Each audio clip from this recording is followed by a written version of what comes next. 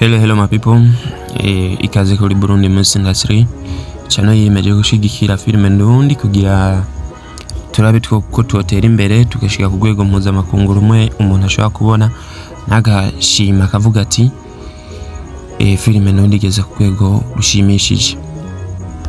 Ikaze rero kuri wowe woba ariyo rya mbere ukurikiranye ibiganiro bisha kuri ino channel yacu, cyo no gusaba no gukora subscribe kugira twame turi kumwe mu bikorwa byinshi tuzoza tubacisha ku ino channel yacu.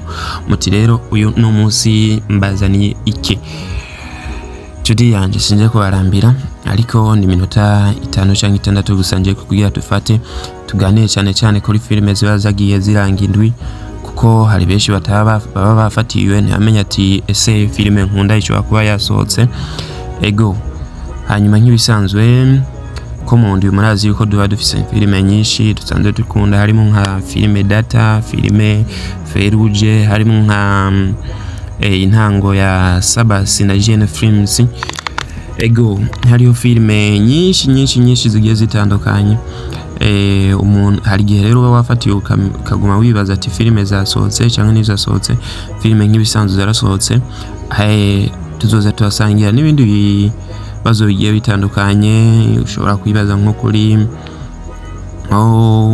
muri filime zigiye zitandukanye zigenda zisohoka, nk'akaroro ashobora kuba wibaza ati none filime nka Feruje nk'akarorero, nk'ifilime Feruje ugashobora kwibaza ati none tumaze igihe tubona filime Feruje igeze kuri part ya 10 episode ya 12 ikihagarara, none niko bigiye kugenda, ese niki kigiye gukurikira?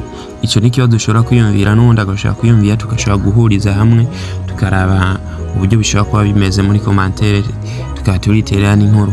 Uti rero bigiye kugenda gute? Tugiye kuhora tubonana mu biganiro byinshi tuzatuhaganira ku bijyanye n'iyi filime ndundi industry ego. Muri make tuze turasesangura turabire hamwe ibikorwa bigiye bitandukanye, ibikorwa bishasha, ko hari nk'ibikorwa bishasha abantu benshi tuba tutabonye, hariho nk'ibikorwa byinshi biba bisorwa n'imigwi mishasha. Hariho nk'ifilime nshasha iri kwirakorwa n'umugwi wa Leon Tutu, filime bita Amaso y'Ejo. Ni filime nziza cyane kandi koretse iryoshe gose. Akaba filime yo mu bwami, filime yitwa Nkusi. Abenshi niba ariko barayiraba, ariko ni filime iryoshe yigisha kandi meze neza, itunganije neza. Ekudo chapeau kuri bano basore ya Migo Chaga, bariko barerekana yuko bashobora gufata ikibanza muri Burundi Music Industry hamwe na Leon Tutu. Ashahuri hose umenye yuko tubashigikira kandi ufise abafana benshi cyane. Hanyuma abasanzwe batarakwirikirana izo filime murabe kuri channel ya Leon Tutu na channel ya Amini Chaga. Izo filime arashobora kuzihasanga, filime ziryoshe cyane nabashishikariza kuraba ego. Hanyuma hariho n'indi filime iryoshe cyane gose guys.